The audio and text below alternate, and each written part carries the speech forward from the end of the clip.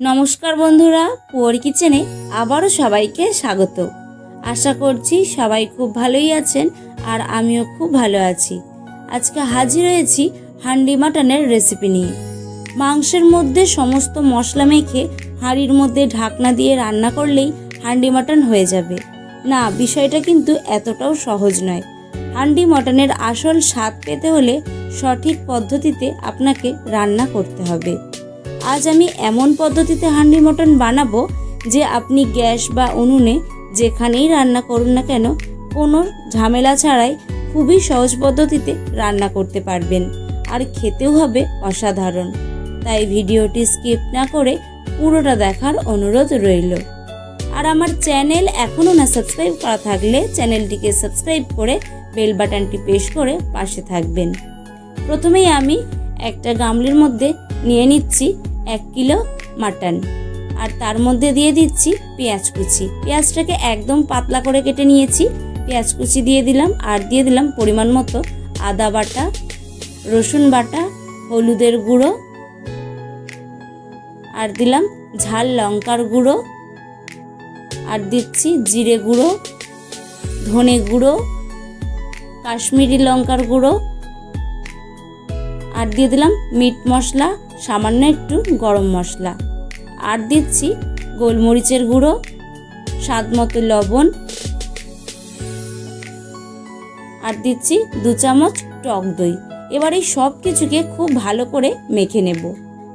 এই রান্নার মেন ব্যাপার হচ্ছে সমস্ত মশলা মেখে কমপক্ষে 2 ঘন্টা আপনাদেরকে মেখে রাখতেই হবে। আর এটা না করলে এর আসল স্বাদ পাওয়া যাবে না। আপনাদেরকে এই প্রসেসটা কিন্তু করতেই হবে। আমার চ্যানেলের এই রান্নাগুলো যদি আপনাদের ভালো লেগে থাকে লাইক কমেন্ট শেয়ার করে দেবেন। ম্যারিনেট করে আমি ঢাকা দিয়ে রেখে দিলাম। এবার আসি হাঁড়ির কথায়। দোকান থেকে হাঁড়ি কিনে নিয়ে এসে এই শুকনো অবস্থাতেই স্কচ ব্রাইট দিয়ে ভালো করে ঘষে নিয়ে বালিটাকে ঝরিয়ে নিতে হবে। এরপর ভালো করে ধুয়ে নিয়ে এসে 1 হাঁড়ি জল ভরে সারা রাত এর মধ্যে রেখে দিতে হবে। তারপরে আপনারা হাঁডি মাটনটা এই হাঁড়ির মধ্যে রান্না করবেন, তাহলে আর হাঁড়িটা ফেটে যাওয়ার কোনো সম্ভাবনা থাকবে না। এবার আমি উনুনের মধ্যে হাঁডি মাটনটা রান্না করে নেব। খুব ভালো করে উনুনটাকে ধরিয়ে নিয়েছি আর হাঁড়িটাকে বেশ ভালো করে গরম করে নিয়েছি। আর তারপরে হাঁড়ির মধ্যে দিয়ে দিলাম সরষের তেল।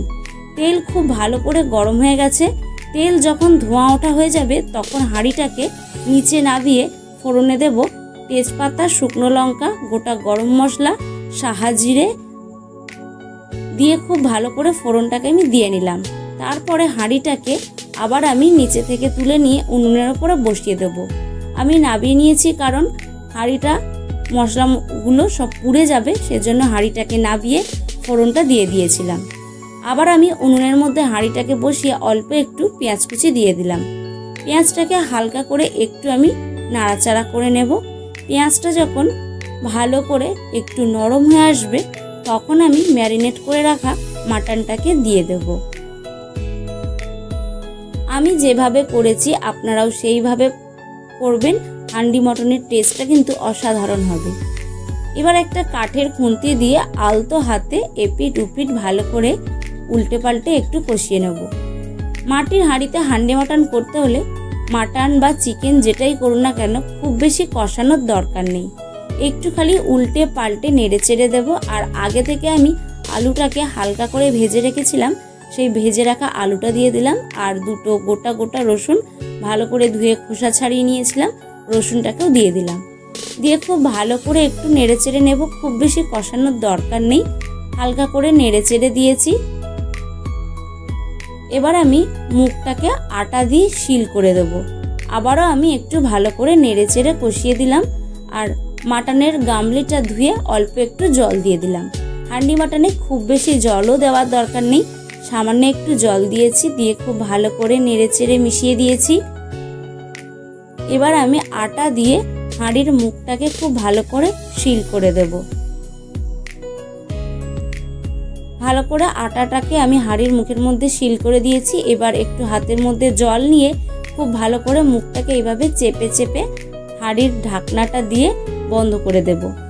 আমি উনুনে প্রথমে যেটুকু জ্বালানি দিয়েছিলাম ওই জ্বালানিটাকেই আমি একদম আর কোনো জ্বালানি দিইনি, ওই জ্বালানির মধ্যেই জ্বালানিটাকে একটু কমিয়ে নিয়েছি। এবার আমি একদম এই আগুনটার মধ্যে রান্নাটা করে নেব, আর মাঝে মধ্যে এইভাবে একটু নাড়িয়ে নেব। এইভাবে আমি 45 মিনিট উনুনের ওপরে বসিয়ে রেখেছিলাম একদম ধিমা আঁচে। এবার 45 মিনিট পর আমি উনুন থেকে নামিয়ে আরও কিছুক্ষণ রেখে দিয়েছিলাম। ভালো করে ঠান্ডা করে নিয়ে ছুরি দিয়ে কেটে নিয়ে আপনাদেরকে দেখাচ্ছি। দেখুন হান্ডি মাটনের কালারটা কিন্তু খুবই সুন্দর এসেছে। খেতে যেমনই হোক না কেন কালারটা কিন্তু অসাধারণ হয়েছে। দেখুন বন্ধুরা, আর খুব সুন্দরভাবে কিন্তু আলু মাটন সব কিছু সুন্দরভাবে সেদ্ধ হয়ে গেছে। রেসিপিটা কেমন লাগলো কমেন্ট করে জানাবেন। আর রেসিপিটি যদি খুব বেশি ভালো লেগে থাকে তাহলে আপনাদের আত্মীয় পরিজন বা বন্ধুদেরকে শেয়ার করে দেবেন। দেখুন মটনের কালারটাও খুব সুন্দর হয়েছে আর সেদ্ধ কিন্তু দারুণ হয়েছে। আমি আপনাদেরকে একটা মাটির পাত্রের মধ্যে তুলে নিয়ে দেখাচ্ছি। আশা করছি ভিডিওটা একটু হলেও ভালো লেগেছে। যদি ভালো লেগে থাকে লাইক কমেন্ট শেয়ার করতে ভুলবেন না কিন্তু। আজ এই পর্যন্তই, দেখা হচ্ছে অন্য কোনো ভিডিওতে।